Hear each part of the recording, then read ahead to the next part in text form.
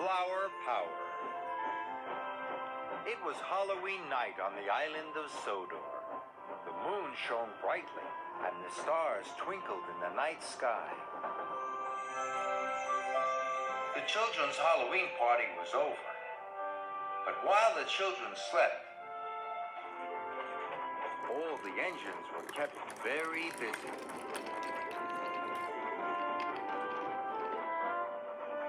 Thomas was alone at Tidmouth Sheds when Sir Topham Hatt arrived. He was still in his Halloween costume. "You ought to collect flour from the mill and take it to the bakery," he boomed. "You must work with Diesel. The island needs its morning toast, and Lady Hatt and I need our English muffins," he added sternly. "So I'll have no mishaps tonight." Thomas didn't want to work with Diesel, but he wanted to be really useful.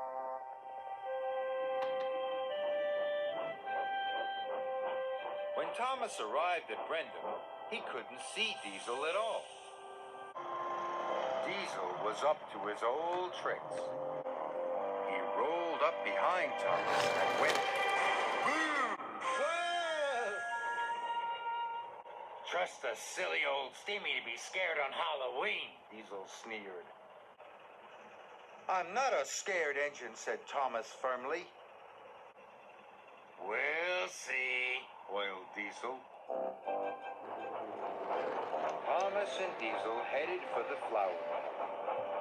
Diesel teased Thomas with every click and every clack.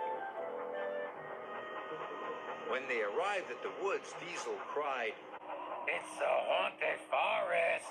And he called out, "Whoa, Thomas!" in a spooky voice. "Stop it," said Thomas crossly. But the breeze blew, and the branches creaked. Diesel's teasing made it seem spooky indeed. Then they came to the abandoned mine. The buildings were deserted, but they could hear a banging noise. "What was that?" cried Thomas. "Sounds like the ghost engine looking for a Steamy to scare." Well, I'm not scared," said Thomas. But he wished he felt as brave as he sounded.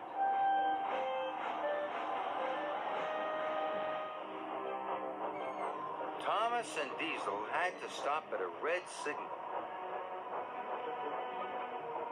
It was next to a twisty old tree. The wind whistled and Thomas heard a strange cry. Suddenly, Thomas felt something touch his tender. "Look out!" cried Diesel. "The ghost engine is after your funnel." "Cinders and ashes," gasped Thomas. And he let out a frightened peep. Scared engine," Diesel teased. Thomas was very cross with Diesel. He wanted to pay him back for all his teasing. Thomas and Diesel arrived at the flour mill.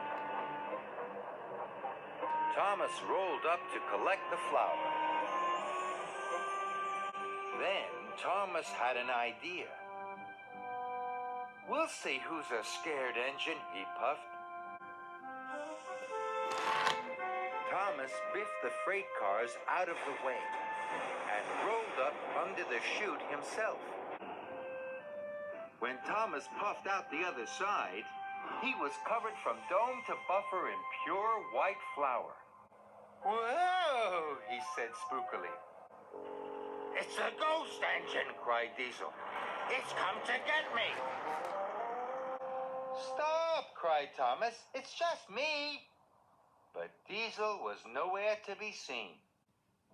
After Diesel had gone, the mill seemed very quiet. But there was still work to do. The island needs its bread, thought Thomas, and Sir Topham Hatt needs his English muffins. Thomas shunted all the freight cars into one long line, and he set off for the bakery, all alone.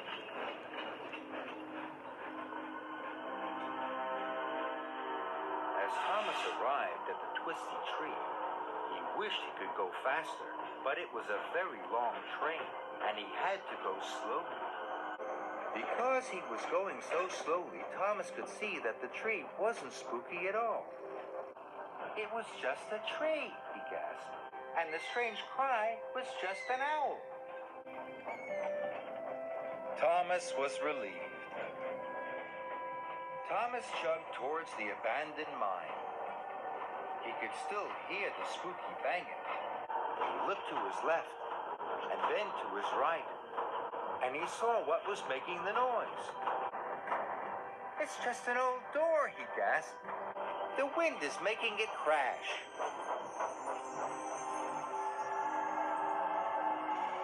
Finally, Thomas reached the old woods. The breeze still blew, and the branches creaked. Thomas took a big, brave puff. But without Diesel's teasing, Thomas could see. The haunted forest was actually Henry's favorite forest. It's not scary at all, said Thomas.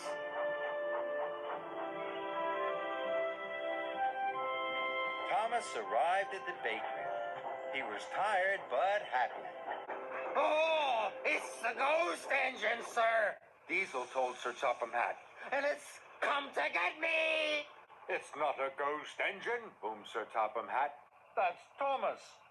He's a really useful engine. Thomas, you have done a splendid job, Sir Topham Hatt said. You deserve an extra special washdown. Thank you, sir, puffed Thomas proudly.